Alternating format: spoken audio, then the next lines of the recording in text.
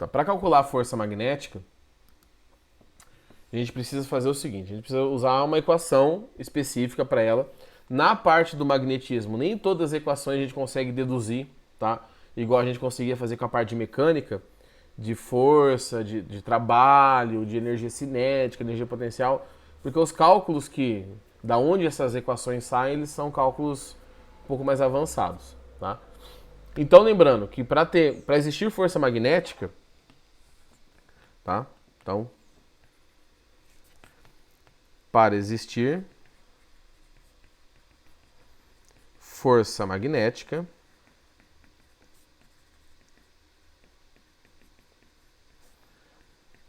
é necessário uma carga, né?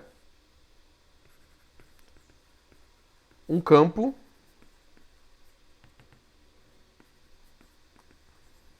e movimento. Aí fala assim, professor, então sempre que uma carga estiver em movimento e um campo, haverá força magnética? Não.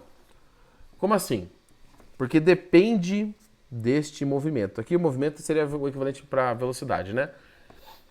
Depende, tá? Porque existem dois tipos de movimento em que não haverá força magnética. Depende do ângulo ali que a carga está se movimentando.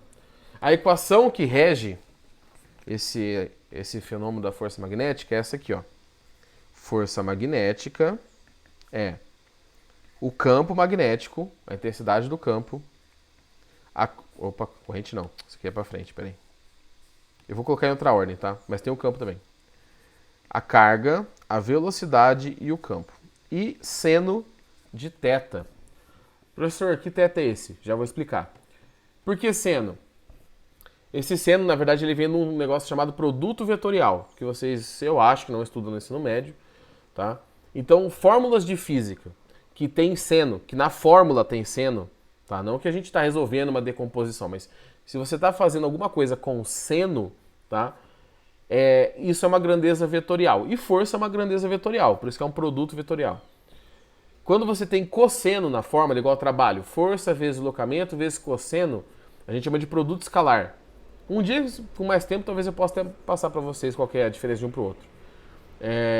Então, fórmulas com cosseno são grandezas escalares. Com seno, grandezas vetoriais. Tá? Das que vocês mais estudam no ensino médio, desconsiderando as decomposições. Então, essa é a formulinha para força magnética.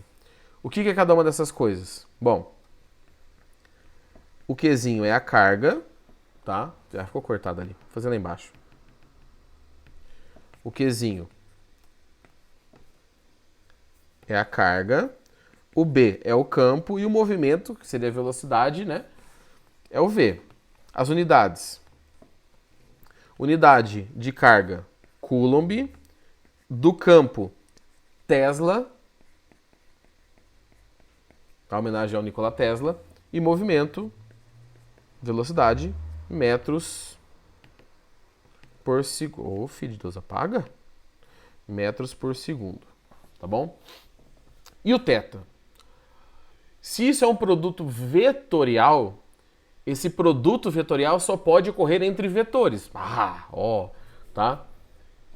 Quais dessas propriedades de baixo, carga, campo e movimento, são vetoriais? Espera aí que passou um caminhão aqui.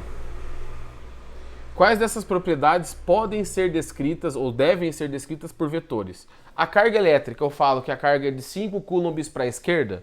Não. A carga é escalar. Tá? Então a carga não entra nessa continha.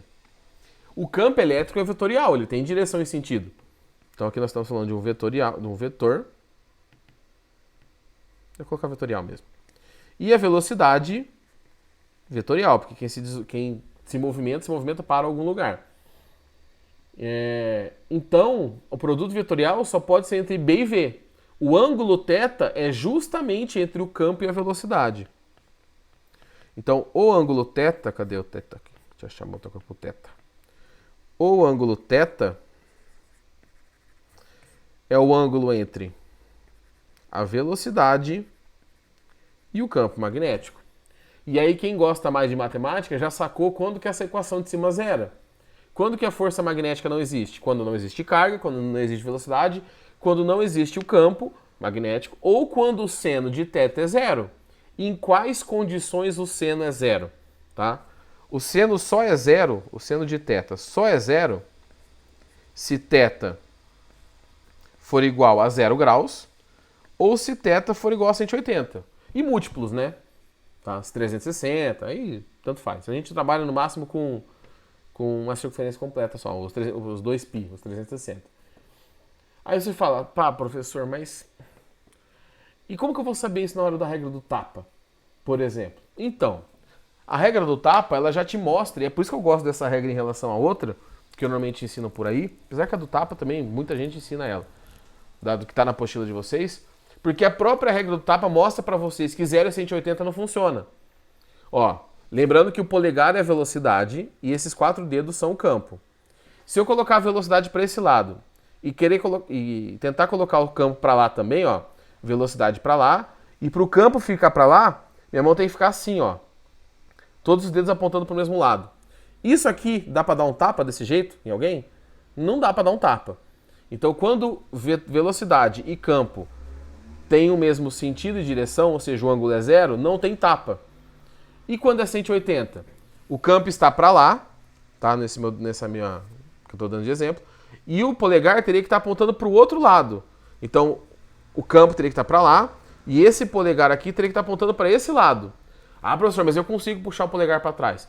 Jovem, se você é uma aberração, a culpa não é minha, tá? Mas normalmente a gente não consegue fazer isso. Então, campo para lá, velocidade 180, você não consegue fazer isso. Então também não tem regra do tapa, tá? Então, para esses dois ângulos, a própria regra do tapa já mostra pra gente que não rola, tá? Quando que isso acontece visualmente? Se eu tenho aqui, por exemplo, um campo magnético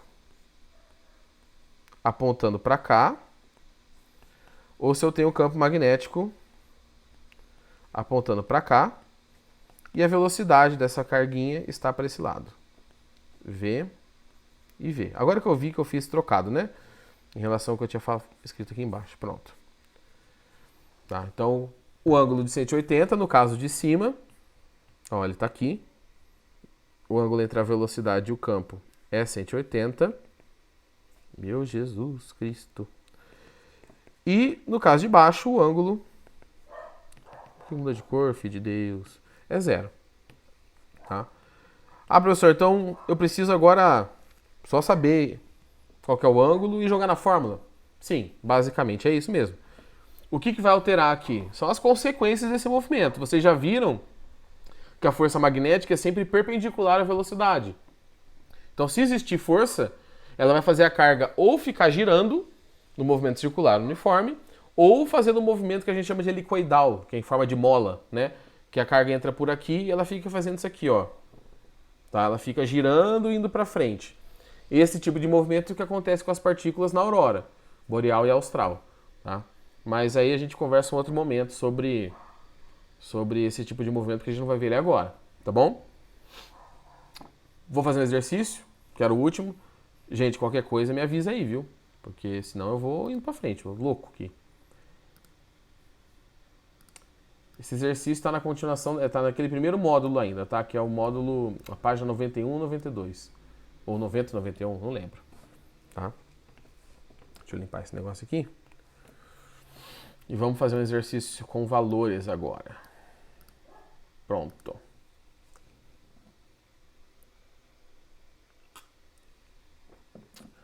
PUC Rio de Janeiro. Cientistas creem ter encontrado o tão esperado bóson de Higgs em experimentos de colisão próton-próton. Ou seja, você pega dois prótons, bate um no outro com uma energia absurda e você arregaça eles abrem em vários pedaços menores e você vai estudando o que tem dentro deles. Que o próton é composto de outras coisas. Com energia cinética inédita de 4 teraelectronvolts no grande colisor de hadrons, porque o próton é classificado como um hadron, o LHC. O próton tem massa de 1,7, 10 a menos 27 kg. E carga elétrica 1,6, 10 a menos 19, né? estão praticamente a velocidade da luz, 3 vezes 10 oitava. Professor, nada alcança com massa a velocidade da luz que eu vi na internet. Verdade. Ele deve estar a 98% da velocidade da luz. Mas para o cálculo, tá bom. E se mantém em uma trajetória circular graças a um campo magnético, perpendicular à trajetória. Com esses dados, a força magnética sofrida pelos prótons tem. Então, ó, ele quer saber a força magnética. Para determinar a força magnética, eu preciso da carga, da velocidade, do campo e do seno. Tá? Ele já fala que o campo magnético é perpendicular à trajetória dos prótons. Então, o ângulo entre a velocidade, que é por onde está indo a trajetória, né, e o campo é 90 graus. Seno de 90 é 1. Tá? A maioria dos casos, o ângulo aqui vai ser 90. Tá? Então, a maioria das vezes é só tirar ali e colocar um lugar. A força magnética, ele não fala. A carga é 1,6, 10 a menos 19. A velocidade, 3 vezes 10 oitava. E o campo, 10 Tesla. A força magnética é igual 1,6 vezes 3 dá 4,8, né? 4,8 vezes 10. Vamos lá, somar os expoentes. Menos 19, mais 8, mais 1. Menos 19 mais 9 dá menos 10 newtons. 4,8 vezes 10 é menos 10. Alternativa D de dado. Professor, por que ele passou a massa? Passou. Tá?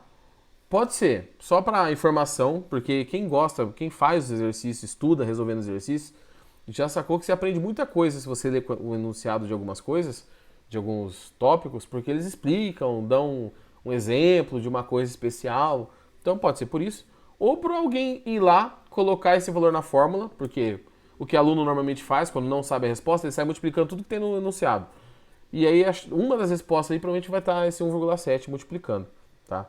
Então, pode ser por isso, mas não sabemos. Tem que perguntar lá na PUC, tá bom? Tranquilão. Sossegado, jogou na fórmula. Temos mais um aqui. Deixa eu ver, peraí. 30, beleza, 35. Que já é do próximo módulo, tá? Esse que eu vou colocar na tela para vocês aqui.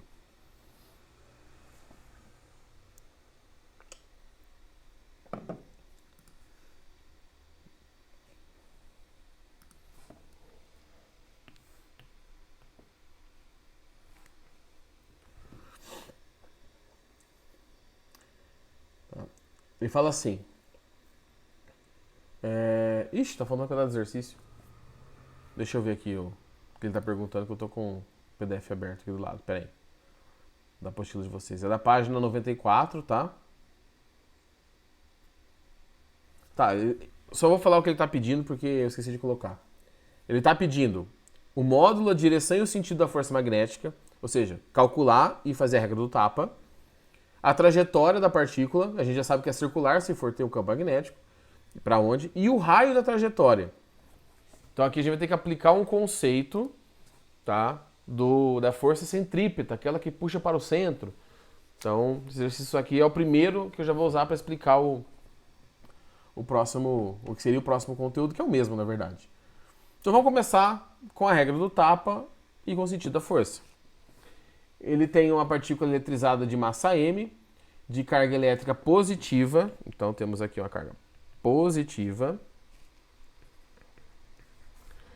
Está se deslocando para cima. E o campo está entrando no meu papelzinho aí, no meu plano. Vamos primeiro dar cortada esse pedaço. Vamos primeiro aqui achar o sentido da força. Para achar o sentido da força, o que eu faço? Velocidade para cima, campo entrando, tapa para a esquerda. Tá? Tapa para a esquerda. É para a esquerda porque a carga é positiva, então não precisa inverter o tapa. Então... Ixi, mãe de Deus. Pera aí. Força magnética. Tá bom? Já fizemos a primeira parte. Para calcular o valor dessa força magnética, a gente tem que usar a equaçãozinha do QVB seno de θ. O ângulo θ, que é esse ângulo aqui, ó, é 90, então isso aqui vale 1. E a força magnética é igual. A carga vale, tá ali no 2 microcoulombs. 2 vezes 10 a menos 6. Lembrando que micro, vou fazer aqui embaixo, vale 10 a menos 6. Tá? A velocidade da carga, 3 vezes 10 ao quadrado. E o campo, 2. Então, 2 vezes 3, 6 vezes 2, 12 vezes 10. Agora, somar os expoentes. Menos 6 mais 2, menos 4. Para ficar bonitinha a resposta, é uma questão aberta, se eu não me engano, aí na apostila. Mas se fosse de alternativa, provavelmente estaria assim, né? A gente voltaria uma casa decimal. Se eu diminuir o número uma casa, eu somo 1 no expoente. Então, 1,2 vezes 10 a menos 3, porque menos 4 mais 1 é menos 3 newtons. Esse seria o valor da força magnética. Tá? Então, a alternativa A é isso aqui. Tá? Esse esqueminha todo. Depois, deixa eu ver o que ele pediu aqui, que eu já esqueci. Ele pediu para esboçar a trajetória. Então, já vou colocar aqui o B junto, porque a gente vai fazer no mesmo desenho. E depois achar o raio da trajetória. Bom, qual que é o esboço da trajetória? Se a partícula está indo para cima e a força puxa para a esquerda, o ângulo de 90, você tem um movimento circular, em que a trajetória seria algo mais ou menos assim. Tá?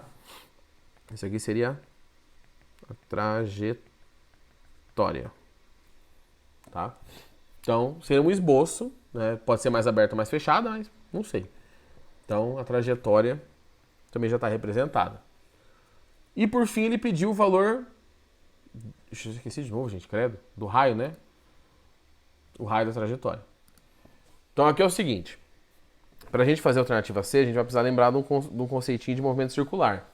Vocês viram no primeiro ano, que eu sei que é o conteúdo primeiro, não sei se vocês já reviram esse ano, já estudaram novamente, que é a força centrípeta, que aponta para o centro. A segunda lei de Newton diz que força resultante é igual a massa vezes aceleração. Quando você tem um movimento circular, este movimento circular, ele acontece porque alguma força está puxando para o centro da trajetória. Então a gente pode falar agora, aplicando a segunda lei de Newton, de força resultante centrípeta, que é igual a massa vezes a aceleração centrípeta. Só que como a gente calcula a aceleração centrípeta? A aceleração centrípeta é v² sobre r. Tá? Velocidade ao quadrado dividido pelo raio. Então, a força resultante centrípeta, qual força que aponta para o centro da trajetória nesse meu desenho? A força que aponta para o centro é a força magnética. Tá? A massa é a massa e a aceleração é a aceleração centrípeta, que é v² sobre r. Tá? Poderia já jogar na fórmula e resolver? Poderia, mas eu quero mostrar para vocês que existe uma equação que, assim, não é necessário decorar, mas depois de tanto tempo fazendo, você já consegue usá-la direto. Como que eu calculo a força resultante centrípeta?